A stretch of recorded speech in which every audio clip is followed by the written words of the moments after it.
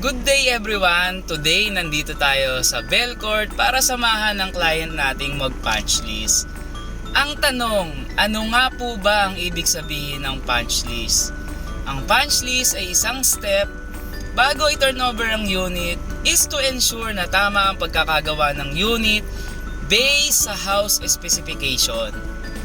And to ensure na ang unit natin is ready for occupancy.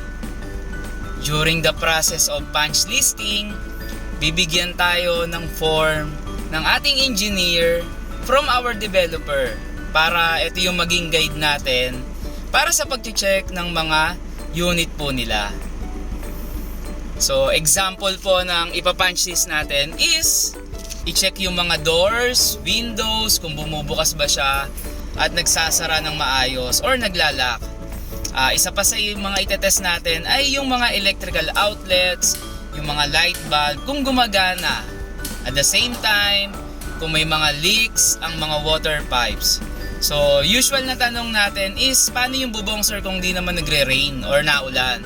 So, basically, bibigyan po tayo ng client natin or ng developer natin ng 6 months to 1 year upon move in para ma-observe po nila.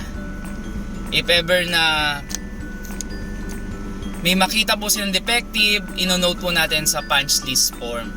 Then, our engineering department will do the minor repair. Then, if ever naman na okay na and at the same time kung wala namang nakitang problem, so yun yung last, yung pinakamatamis natin ay ang turnover ng unit po nila. So, good luck po sa lahat ng magpa-punch list. This is Jun Yambao, your registered real estate salesperson. Bye-bye!